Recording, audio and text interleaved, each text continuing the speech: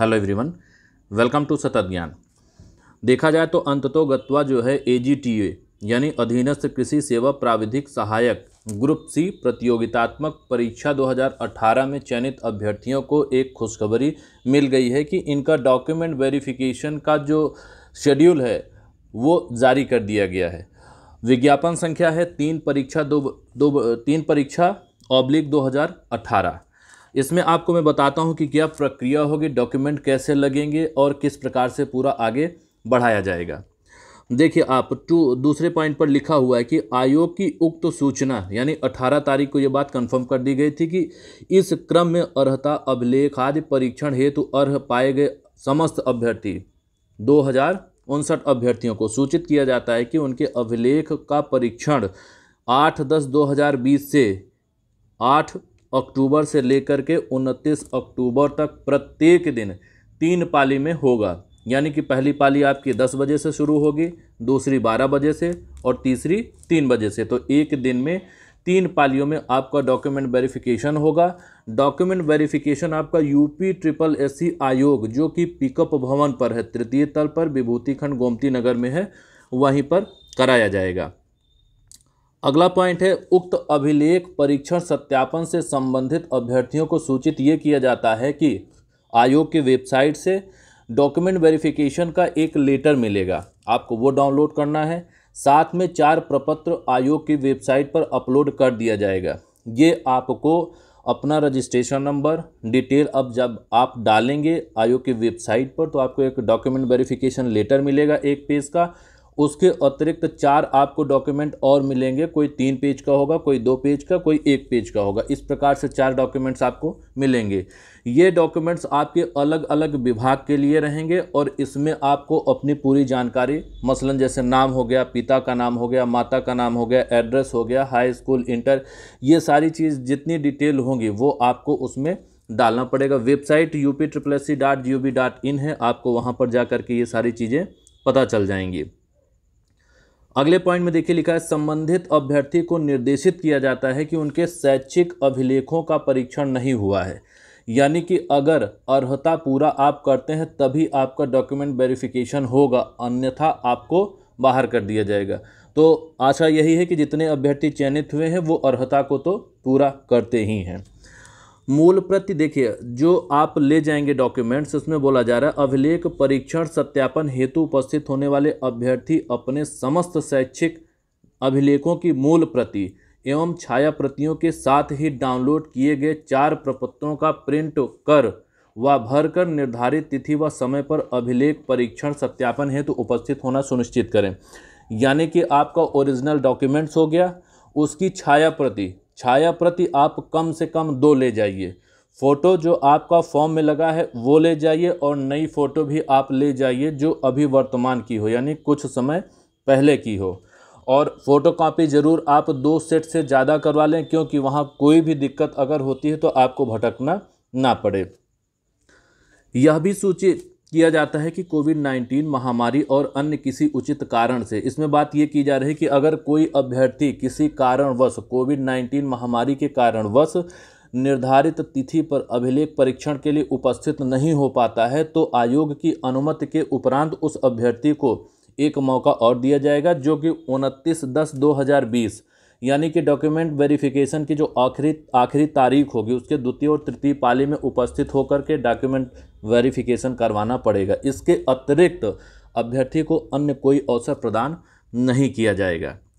उक्त अभिलेख परीक्षण सत्यापन से संबंधित समस्त अभ्यर्थियों को यह निर्देशित किया जाता है कि कोविड-19 महामारी का प्रोटोकॉल, मसलन जैसे आप जानते हैं कि मास्क हो गया, सैनिटाइज़र हो गया, ये सारी चीज़ें, सोशल डिस्टेंसिंग हो गई, मेंटेन करना है, इसको कड़ाई से इसका पालन सुनिश्चित करना है।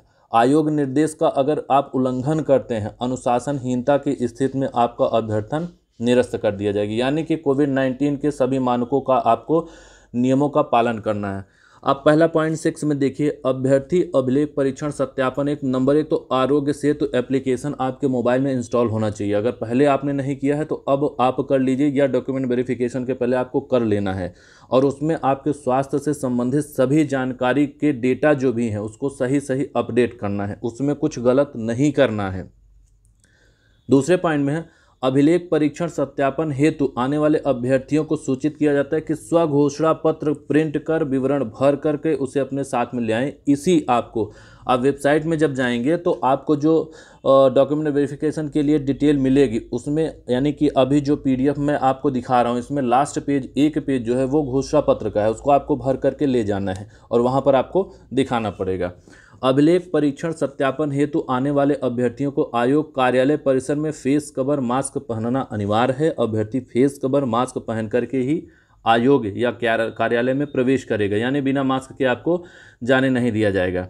अभ्यर्थी आयोग परिसर में प्रवेश करने से सर्वप्रथम निर्धारित स्थान पर हस्त प्रक्षालन के उपरांत कोविड हेल्प डेस्क पर रिपोर्ट करेगा। यानी कि आप आयोग जाएंगे तो सबसे पहले आपके हाथ को धुलवाया जाएगा। प्रक्षालन करवाना मतलब कि धुलवाना, या आप देखेंगे साबुन की व्यवस्था रहेगी, डिटर्जेंट की व्यवस्था रहेगी, या फिर हैंड सैनिटाइज़र रहेगा, अल्कोहल के माध्यम से आपका हैंड वॉश करवाया जाएगा। उसके बाद कोविड हेल्प डेस्क होगी जहां आपको जाना पड़ेगा, वहां आपको पूर्ण विवरण सहित अपना स्वघोषणा पत्र प्रस्तुत करना पड़ेगा। उसके बाद थर्मल स्कैनर से आपका तापमान चेक किया जाएगा, पल्स ऑक्सीमीटर से आपका ऑक्सीजन का स्तर चेक किया जाएगा, आरोग्य सेतु ऐप के अनुसार कोविड रिस्क की स्थिति, ये सारी चीज़ें स्वघोषणा पत्र पर की जाएंगी। अगर बुखार, खांसी या गले में खराश है, सांस लेने में तकलीफ है, ऐसे अभ्यर्थियों को सत्यापन के लिए प्रवेश नहीं दिया जाएगा। ऐसे सभी अभ्यर्थियों को डॉक्यूमेंट वेरिफिकेशन के लिए 29 तारीख को फिर से बुलाया जाएगा। अगला पॉइंट है, अभ्यर्थी अपने साथ केवल शैक्षणिक अभिलेख, एक अन्य प्रपत्र, एक पतले फोल्डर में लेकर के आएंगे। यानी कि जो आपकी फ़ाइल होती है, मोटी वाली जो डॉक्यूमेंट फ़ाइल होती है, वो लेकर के नहीं जाना है। सिर्फ एक आपको फ़ोल्डर, पतला सा ट्रांसपेरेंट फ़ोल्डर आता है, उसे लेकर के जाना है। उसी में आपको अपना डॉक्यूमेंट्स रखना है, ज़ेरॉक्स कॉपी रखनी है, और जो भी आपके डिटेल्स होंगे उसको उसी में रखना है। इसके अलावा आपको कुछ नहीं ले जाना है। और बेहतर ये है कि आप एक सीक्वेंस में रखिए, जिस हिसाब से आपके फॉर्म में हाई स्कूल, इंटर, ग्रेजुएशन का भराया जा रहा है उसी अनुसार आप इसमें रखिए। अभ्यर्थियों से अपेक्षा की जाती है कि सैनिटाइजर, मास्क, सोशल डिस्टेंसिंग एवं कोविड प्रोटोकॉल का कड़ाई से पालन करेंगे। आपस में एक दूसरे से 6 फीट की दूरी बनाए रखेंगे। खांसते या छींकते समय टिश्यू पेपर, रुमाल से मुंह और नाक को ढकना सुनिश्चित करेंगे व प्रयुक्त टिश्यू पेपर डस्टबिन में ही डालेंगे। कार्यालय परिसर में इधर उधर थूकना पूर्णतया वर्जित है। यानी कोविड-19 के मानकों का पालन करना बहुत ही ज़रूरी है। तो ये था आपका डिटेल। अब इसमें आप देख लीजिए, ये घोषणा पत्र है, आप इसको प्रिंट आउट ले लेंगे। और साथ में मैं आपको कुछ जानकारी दे देता हूँ कि डॉक्यूमेंट वेरिफिकेशन में जैसे आपका जाति प्रमाण पत्र होगा, निवास प्रमाण पत्र हो गया, 3 साल के अंदर का लगता है। अगर आपके पास 3 साल के अंदर का है तब तो आप उसको ले जाइए हर हाल में। और बेहतर ये होगा कि आपका डॉक्यूमेंट वेरिफिकेशन जब हो रहा है उसके पहले की तारीख का आप बनवा करके ले जाएं, वो भी ज़्यादा बेहतर होगा क्योंकि वो लेटेस्ट रहेगा। और उसके साथ में अगर आपका किसी कारणवश नहीं बन पा रहा है तो आपको उसके लिए भी परेशान होने की आवश्यकता नहीं है, क्योंकि आयोग आपको एक अवसर देगा, एक टाइम ड्यूरेशन देता है कि 10 दिन के अंदर, 15 दिन के अंदर आप अपना ये डॉक्यूमेंट, यानी कि आपका आय प्रमाण पत्र, डोमिसाइल और कास्ट सर्टिफिकेट, इन दोनों को आप 10 दिन के अंदर, 15 दिन के अंदर जमा कर दें। इसके साथ में आप जितनी डिटेल है वो पूरा लेकर के जाना है, परेशान बिल्कुल नहीं होना है। आपको डीवी लेटर दिखाना है। पहले तो आपका घोषणा पत्र जो है वो दिखाना पड़ेगा, उसके बाद आपको एंट्री मिलेगी अंदर के लिए, फिर वहाँ आपको डीवी लेटर दिखाना पड़ेगा जो 4 प्रपत्र के साथ में एक लेटर मिलेगा। उसके अनुसार फिर आपको अंदर भेजा जाएगा और वहाँ पर आपको बैठाया जाएगा, टोकन वाइज नंबर आएगा। अब इसमें आपको फॉर्म भरते वक्त तो कुछ परेशानियां हो सकती हैं, जैसे डोमिसाइल आपका वही होना चाहिए जो आपने एड्रेस फिल कर रखा है फॉर्म में। दूसरी चीज़ ये है कि अगर आपके पास ट्रांजैक्शन डिटेल नहीं है, फॉर्म भरते वक्त आपने जो फ़ीस जमा किया था, तो उसके लिए परेशान होने की आवश्यकता नहीं है। इनकी ज़रूरत नहीं पड़ती है। फॉर्म में ज़रूर एक ऑप्शन दे दिया गया है। फ़िलहाल वहाँ आप जाएंगे तो आपको बता दिया जाएगा कि जिसके पास है ठीक है, जिसके पास नहीं है उसके लिए परेशान होने की ज़रूरत नहीं है। एडमिट कार्ड या फॉर्म जो फिल करते हैं उसकी ज़रूरत नहीं पड़ती है। फ़िलहाल आपको लेकर के सारी डिटेल जाना है, कोई गलती नहीं करनी है। बाकी और भी जानकारी होगी, एक वीडियो अलग से मैं बना करके उसके बारे में आप सभी को बता दूंगा। Thanks for watching.